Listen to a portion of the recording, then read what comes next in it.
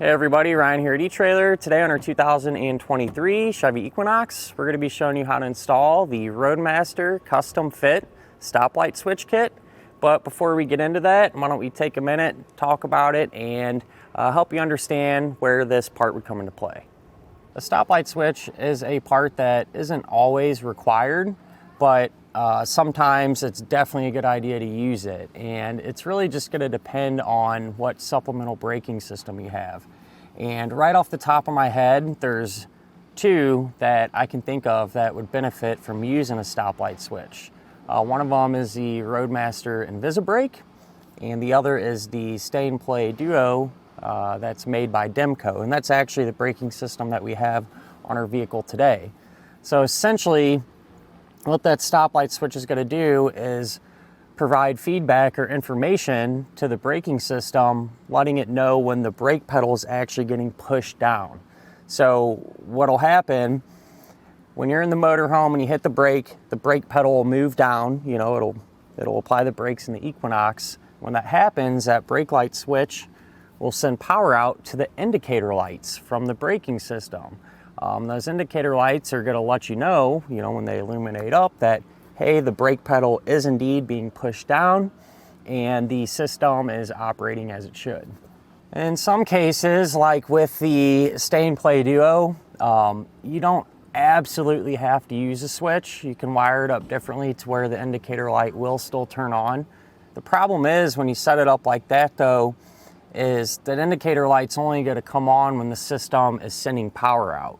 So it's kind of misleading, because let's say if the actuator cylinder that actually pulls your brake pedal down, if you had it wired up this way, broke or something, right? Well, the braking system would still be turning on and having power. The indicator light would come on, and it would kind of trick you into thinking everything's going fine, when in all reality, the brake pedal in the car isn't working at all, right? Something's broke down there. So that's kind of the issue with it there.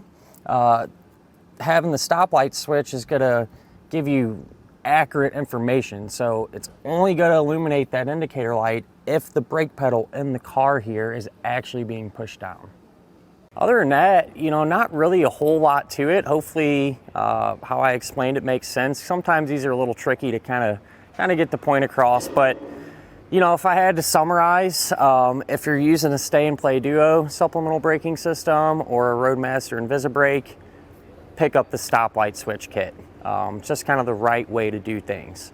As far as the installation goes, it's not too bad. You're going to be working underneath the dash, but I'll show you how to take a couple of the panels off. It makes it a lot more manageable, easy to get to, and I definitely recommend doing this while you're installing the braking system, which is what I've done. It just kind of streamlines the process a little bit. But if you'd like to hang around, we'll go ahead, pull into the garage, and get started on it now.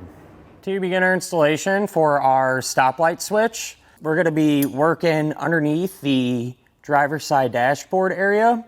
Before we jump right into that, though, we'll go ahead and kind of pre-assemble our switch and bracket. Before burying ourselves under the dash here, we'll do as much as we can up here. So you have two wires coming off of the stoplight switch, and we can kind of get these set up. So I crimped on, stripped off the insulation and crimped on a butt connector. Then you can take the green wire that comes with it.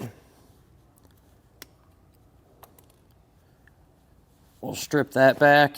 And the way, what will you do, take the butt connector, slide it on, crimp it down,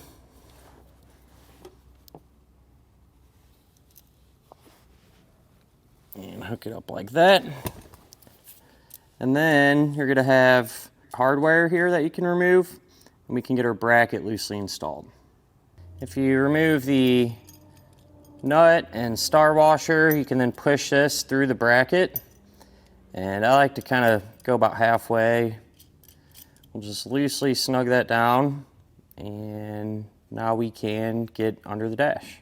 So this isn't absolutely necessary to remove, but it makes it a whole lot easier to see, not only for the stoplight switch, but for the whole flat toe setup in general. But on the bottom edge of this panel, there's gonna be 3 7mm head screws just like that. You can pull them out, and then you can grab on this, kind of pull out and up a little bit, and actually kind of drop this down, you know, giving you a lot more room to work. What I'm probably gonna do too is unplug our connectors here just to completely get this out of the way so we can see what we're doing. There is this plastic air duct here, and we'll need to remove that, so you can grab a trim tool or a flathead screwdriver even. And there's this one push pin fastener on it, and you can just pry down on it, and this will pop out, and we can set it off to the side. If you look where the steering shaft kind of runs, on the one closest to the front of the vehicle and closest to the center or brake pedal, there should be a nut there. You take a 13mm socket and get that nut removed, and that's going to be our mounting location for our bracket.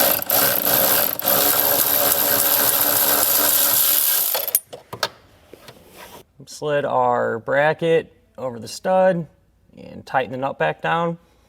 And the switch, you know, it's touching the brake pedal arm there. You got the 2 wires coming off. The green one is going to run down,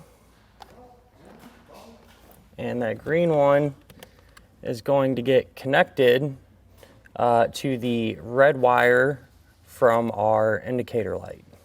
As far as the other wire coming out of the stoplight switch, you're going to take the piece of red wire that they give you in the kit, hook it up to that butt connector, and that's actually going to run outside in the engine compartment, get hooked up to battery power. So that wire just runs along through here, and I ran it through the grommet there. So chances are pretty good you're already going to have a hole in your grommet like that from doing your other components on your flat toe, but if need be, be really careful, poke a hole through there and push that wire into the engine compartment. So red wire coming into the engine compartment. You're gonna use a butt connector and hook that up to the included fuse holder.